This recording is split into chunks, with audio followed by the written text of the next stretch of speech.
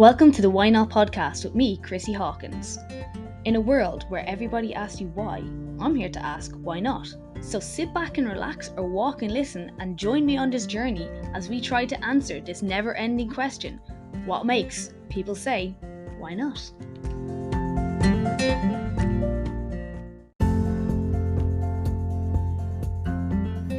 Hi guys, welcome back to Why Not. So just first off, I just want to put a little trigger warning on the start of this episode. We are going to talk a little bit about self-harm, particularly in teenagers, and it's a little bit of a tough subject, I know, but we do expand that self-harm is many different things, and it's important to notice it in your teenagers and how you can work with your teenagers to help with these issues. And yeah, it's a really, really interesting episode, so I hope you enjoy. Hi guys, welcome back to Why Not. So today I'm joined by Rach Freidili. She is a teen whisperer and connection coach. So first off, I want to say welcome to the podcast, Rach. How are you? I'm all right, thank you. And how are you? Yes, very good. Rach, can you tell everybody a little bit about who you are and what you do? So I'm Rach Freidili, the connection coach, teen whisperer, and I support mums and teen girls that are displaying kind of self-harming behaviours. So whether that's any behaviour against yourself, so whether that's through online support groups, whether that's through one-to-one. I've also got 2 podcasts as well. So I've got Be Yourself Just for Teens, or Just for Teen Girls. Obviously, is the teen girls ones, like to say the obvious. And the other one is Teen Whisperer. So it's a podcast for mums of teen girls. Brilliant. So yeah, how did you come to where you are now with this kind of idea? I came to this idea with, I've always been passionate about working with teenagers ever since I worked as a play specialist in hospitals with sick kids and involving them in therapeutic play, because I always recognised that they had a massive need, but nobody was addressing it. So I made that kind of my passion whilst I was working there. And then I'm a mum of a teen girl as well. She's 18 at the minute, and I saw the hell that she went through during COVID and how she was disconnected from herself, disconnected from those people around her, and the behaviours she was displaying. So that's where my passion lies. And then also, I suppose, for me, for the teen girls side of it, is also, as a teenager myself, I struggled with feeling very disconnected from people and not having my needs met, which unfortunately resulted in me being abused. So that is a big part of my why. So I want to give teen girls a voice to say no, or any other words they want to use. And that's why I do what I do, really. Yeah, no, it's interesting because it is, I suppose, a demographic in a way that's forgotten about. Like, you hear about stuff for children, you hear about stuff for adults, but you never really hear. And they're, in a way, I suppose, the most tumultuous years of your life. Yeah. Can be.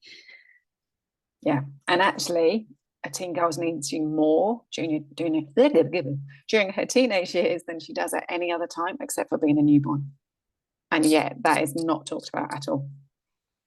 And was the self-harm kind of thing, was that something that came recently, or is that something that you've had like all along, or is it, say, a theme that you found with your first clients that was coming up quite a bit? It's something that's kind of, I've only just niched into it, to put it politely, but it's always been there as something that's, I knew there was something else. I knew it wasn't just mums of teen girls and those teen girls. So the teen girls I've been working with, I'm working with 2 at the minute voluntarily, supporting them via Messenger or Instagram. But they are showing self-harming behaviours. Other girls in the past have also shown them, but not, as you say, not the traditional self-harming, so not the cutting, but just any behaviours that are affecting them as a person. Hey, do you find that there is a bit of a misconception when you mention that? Because I suppose it's kind of thought of as a taboo subject still, I think. Yeah, exactly. No one wants to talk about it, but there's a hell of a lot of teen girls are displaying these behaviours, and there's no help out there whatsoever. Why do you think that is? Because people don't want to talk about it. I think that's literally what it is. They don't want to admit it. As you say, it's taboo. They don't want to, I don't know, just don't want to be connected with it because it sounds so dirty, the right word? I don't know. So wrong. And why is a teen girl showing those types of behaviours? But it's because she's got a need, and that need's not being met at the end of the day. And that's the only way that she can show it. Yeah, no, I understand. I suppose, is this something do you think is more prevalent in teen girls, or it's kind of with teens across the board? To be truthful, I don't know about boys because I'm a mum of a teenage girl, and her friends are obviously, well, not obviously, but they're teenage girls. I think it's more prevalent in teenage girls because because I'm just thinking because boys can be more aggressive, so they can get out on the football pitch, rugby pitch, whatever, and they can be boisterous with one another. Girls, again, it's taboo. It's not considered the in thing for them to be able to go out and get rid of that aggression. They tend to keep it inside, and also because of the teenage girl's brain, they react to stress completely different. That's interesting. So I think that's a big part of it. And do you mind explaining actually how that is a different? The teen girl's brain is different because instead of talking about it, or not necessarily the boys do either,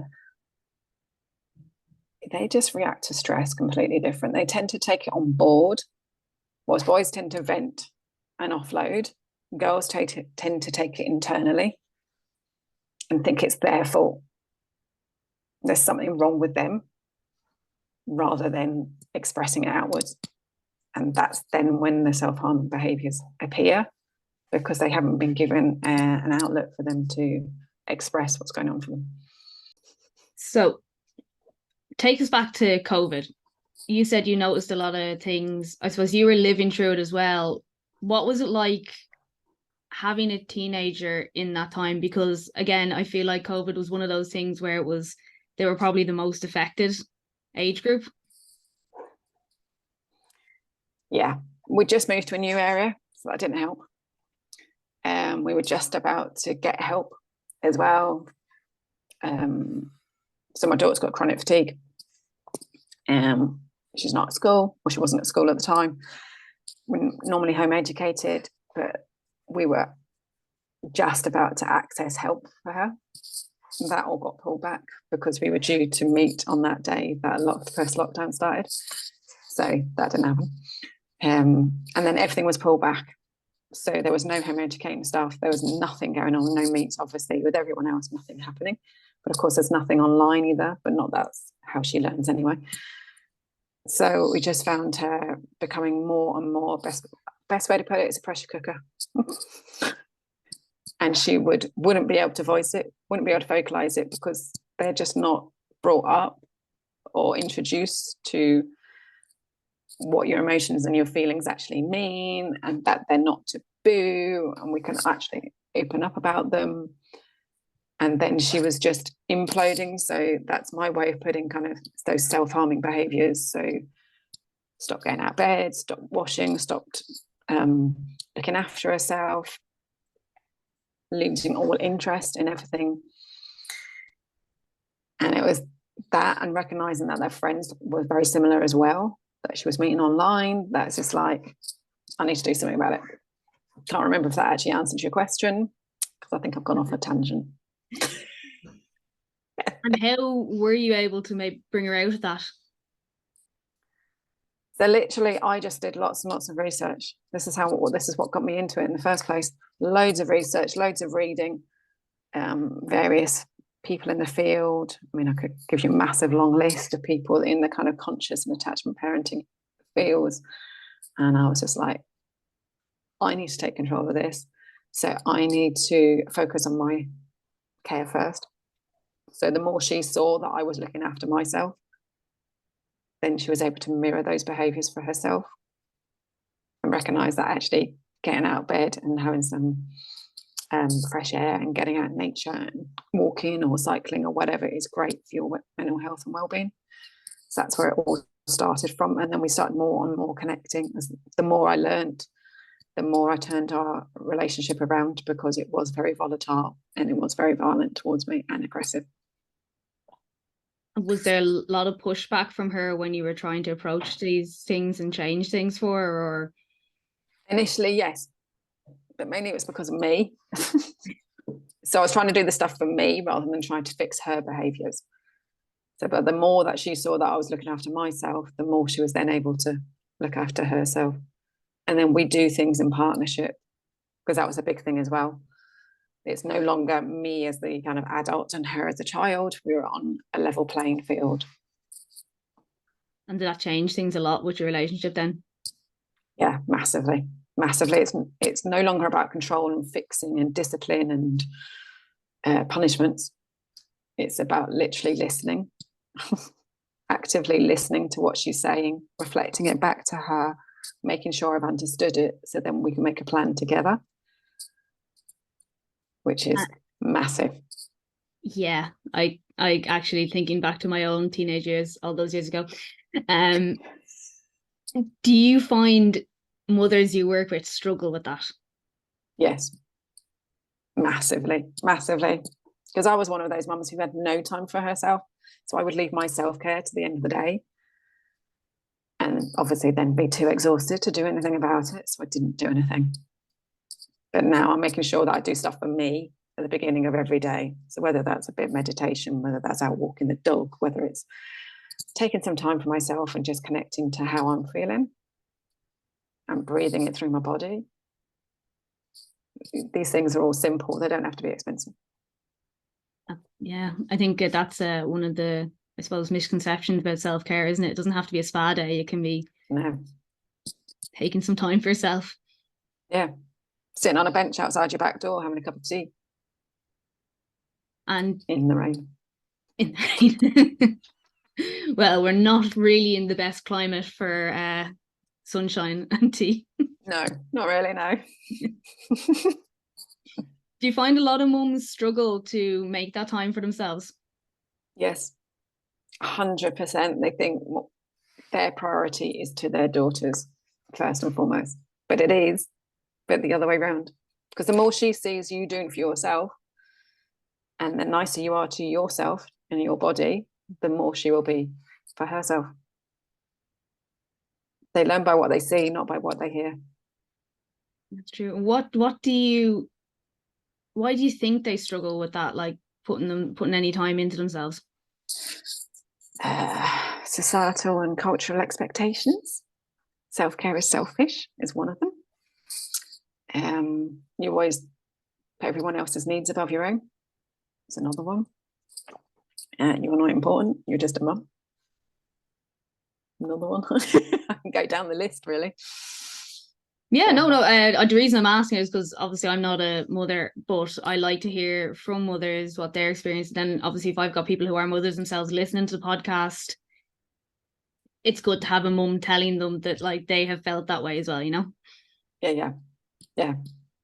I used to be that mum who would leave my needs to the end of the day. I'll be totally exhausted, running on empty, and just wondering what the hell was going on. And it took this massive kind of like light bulb moment to realize that actually, if I don't look after myself, who the hell's going to look after everyone else or look after my daughter? It's like what they say on the plane. Yeah. Put your oxygen mask on first. And yet so many people refuse to do that. Exactly. So it's interesting saying that, because like I suppose it took your daughter, like not even yourself, to make you realize you needed to look after yourself. Now you saw her struggling and you actually were like, oh, actually, hold on, I need to look after myself. I would say listen to my podcast first and then come and speak to me. Or connect with me on wherever, on social media, whatever. And when you're saying, you know, making the time for themselves and stuff like that, do you find that many of them at the start are saying, I just don't have the time for myself? Yeah. So my suggestion on that one is add it into something you're already doing. So if you're boiling the kettle, do 5-minute meditation. If your kettle takes as long as mine does, which it does forever, nice short meditation, do some stretching, or get outside when the washing machine's on, or whatever. If you're driving in the car before an appointment, try and get there, I don't know, 15-20 minutes beforehand, and have some time for yourself then. Your daughter's at an after school club or something, instead of playing on your phone or scrolling through social media, do some meditation then.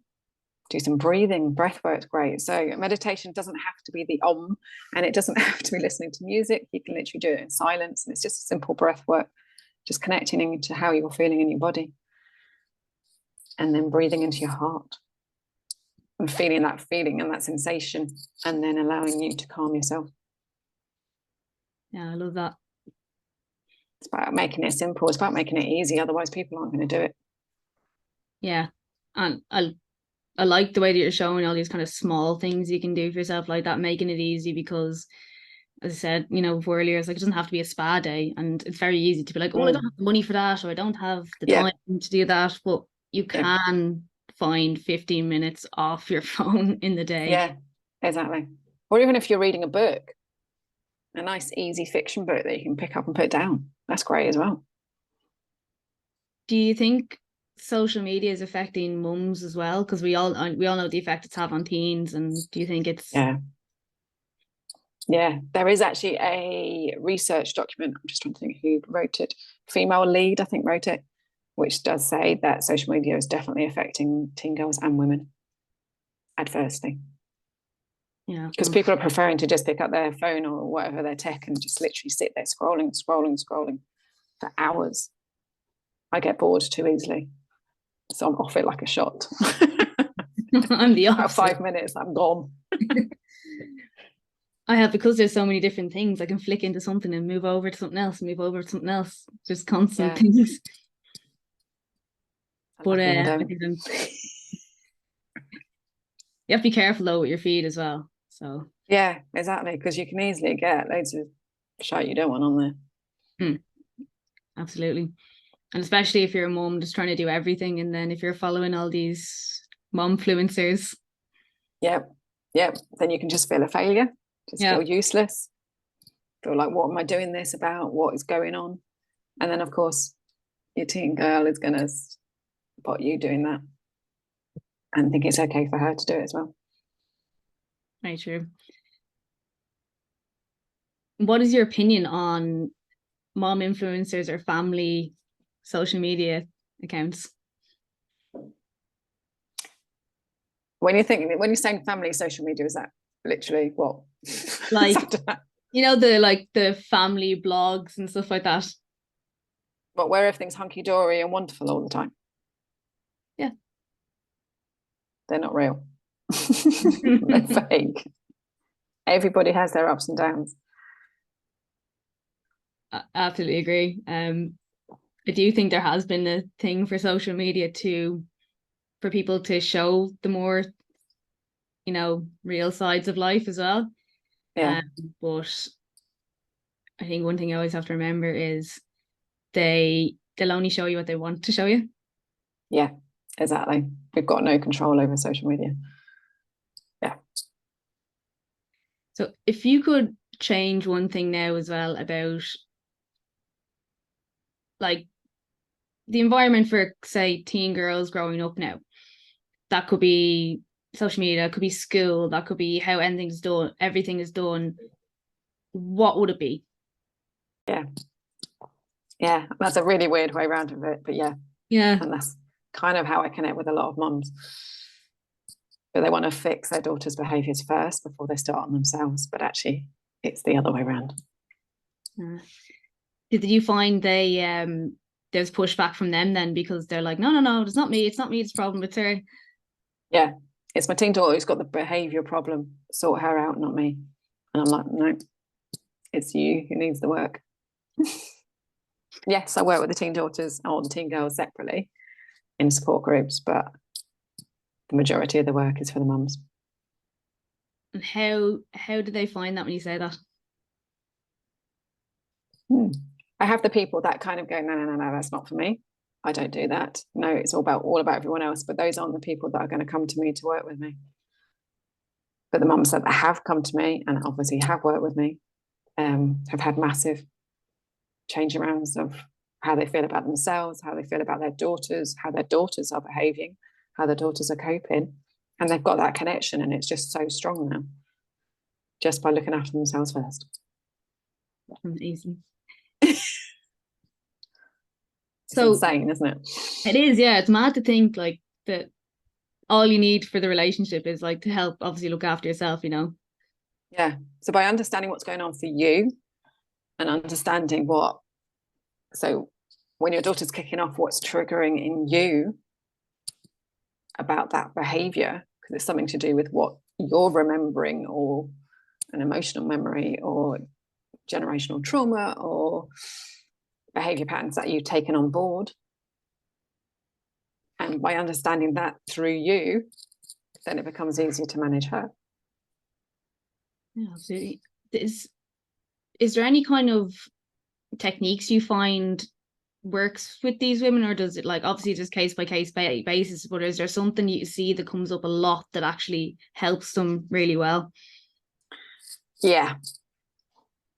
When your teen daughter is kicking off, try not to get involved. It's not about you. They're not kicking off at you. They're kicking off at the situation. Something is telling them that they're not safe. And they're telling you that by kicking off at you. So yeah, don't take it personally. Is number one. Another one is pause, breathe, and connect to how their behavior is making you feel. That takes them out of the situation. And then find yourself a safe space, a safe place. If your daughter is really kicking off, then that's your safe space. And retreat to it. Because there can be some serious kickoffs. Yeah. Oh yeah, there can be. You've gone through them. I've been the daughter in that situation. Yeah.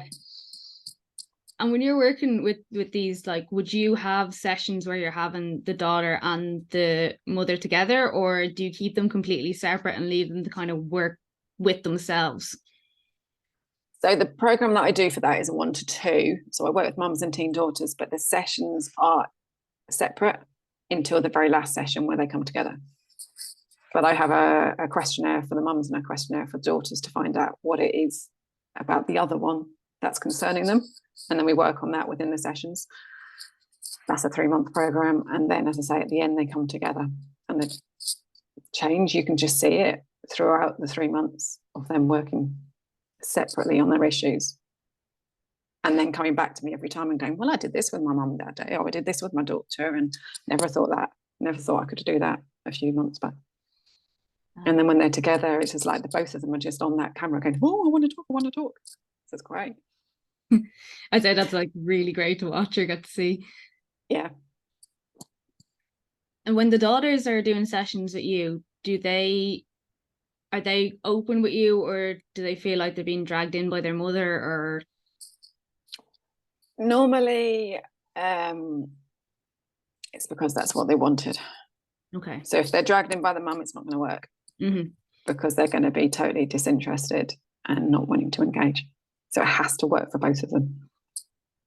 Yeah. And if after like the first session, then I then find out that the daughter's not interested, I'll stop and I'll just make it a 1-to-1 for mum. Yeah, that makes sense. Because I was thinking about that, like, you know, with the connection kind of going, so they want to get close to their mum again. They want to fix that relationship. But it's something you don't really think of with teens. Exactly. You're just kind of just told to just grin and bear it and pull your hair out the whole way through. Hormones, that's how we deal with it. Yeah, exactly. That's it. That is the one and only thing everybody says. It's hormones. It's not just hormones. Yeah. Hormones have actually got quite a small part to play within everything. But yeah. And when you started talking about doing this, how did the people around you react? What did they think about it? What, around me, as in my family? Or yeah, family, friends, other, like, maybe friends that are parents and stuff like that. Because if you're not ready to deal with those kind of things, it can almost be like you're attacking on how they parent. So I'm just wondering, were any of them kind of going, why would you need to do that? That's just teenagers, or, you know, were you getting any reactions like that? I think I was initially. And then I just kind of go, that's your perception, that's fine by me. Yeah. They're not my ideal clients, that's fine. Yeah. It's just that easy, really, I suppose. But I suppose at the time, that's me now. But at the time, I suppose I was a bit more kind of like, oh, come on. Can't you just see by doing more stuff for yourself, then you can help? But they're just not ready for it. I can only work with those people that are ready. Mm. And have any of them changed their perception of it and like spoken to you about it since, or? No.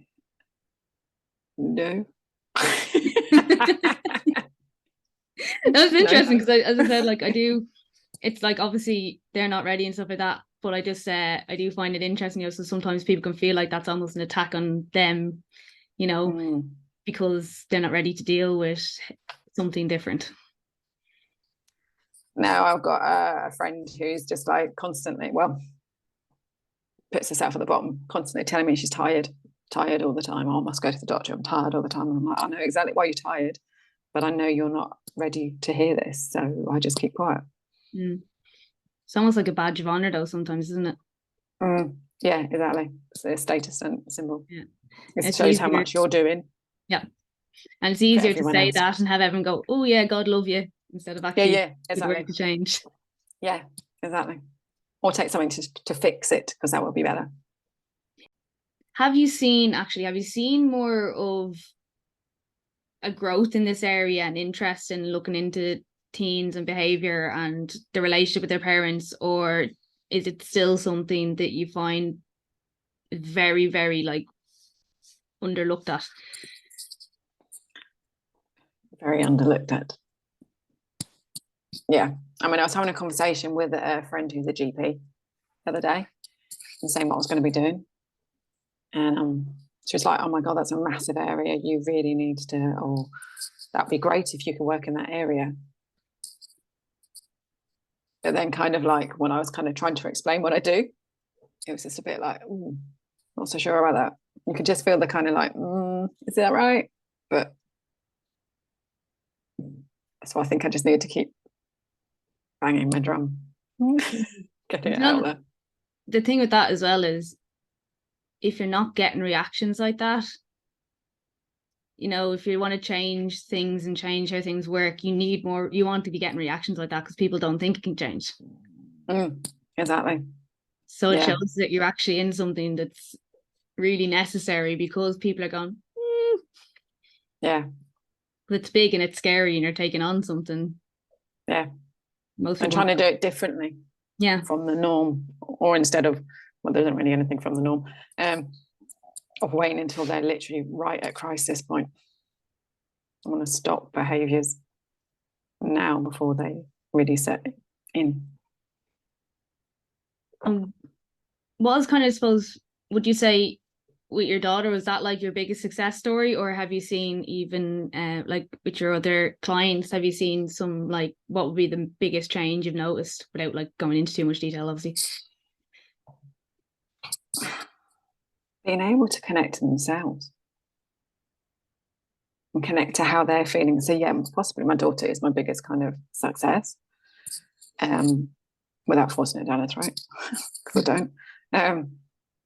Yeah, she can now literally come up to me and go, I said, how's that feeling? How's that making you feel? Oh, well, it's making me feel like this, or it's making me feel like that. But actually, I can deal with it. She's more aware of how her health is affecting her. So beforehand, she was always trying to push through her chronic fatigue and keep going and keep going and keep going, as society keeps telling you, and culture and everything else. And now she actually goes, actually, do you know what? I can't do it. I haven't got the energy. And that's massive. For her to be able to say, it's also soul destroying as a parent to see your daughter unable to get out of bed in the morning. But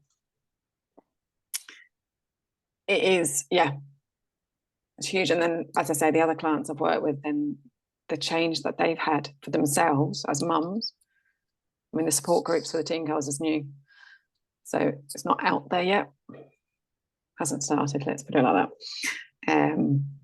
But the stuff for mums, yeah, the change in them for people that wouldn't look after themselves and are now taking care of themselves, it's just massive.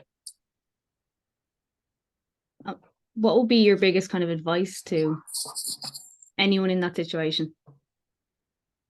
What, of not having time to themselves, or just like struggling, even if it is like, say for instance, I mean, struggling like having relationships with your daughter, or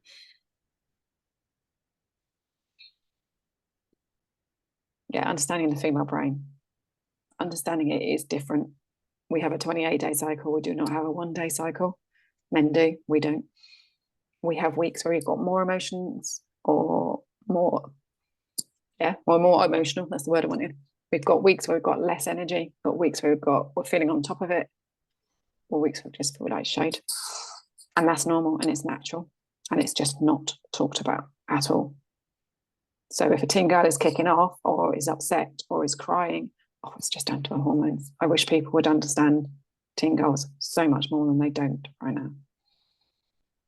that's so true as well. But the thing about it as well is that doesn't stop once you leave your teens. No, it doesn't. No. And actually, I was reading a friend's post on LinkedIn yesterday, and she was talking about not being diagnosed with endometriosis, let's put it like that, shall we? And what she had to go through. And it's still going on now. Oh, yeah. And it just really annoys me. It makes me sick to the very core, actually, and angry that we still have to fight for our place in the world, even now. Yeah, no, I agree with that. That's so many different fights that we have to do. But like, even say myself, like I'm in my 30s now, and I only really started researching the cycle during COVID. And to go through like what was just 12 from 12 to like 30. Yeah. And it's crazy to think that, like, and that's the thing, like you're saying, I was saying, like, with the teenage girls, that doesn't end, like, with the mothers, they don't understand it often. No. And they don't know why they're more like, well, we know because hormones. Yeah, exactly. Yep. If you're you're cranky or tired, is it that time of the month? Yeah. And maybe 100%. it is. Fuck off. Exactly. So I think it's probably just important for them to learn. Yeah, it is about understanding about what's going on for them and their teen daughter. So as I say, that is absolutely everything, because we're not told it. I mean, we're told all the scientific shite, like all the different phases of our menstrual cycle, but that doesn't mean anything to anyone. It's what's actually happening for us that's important. Yeah, 100%. Have you any advice for teen girls that are struggling right now?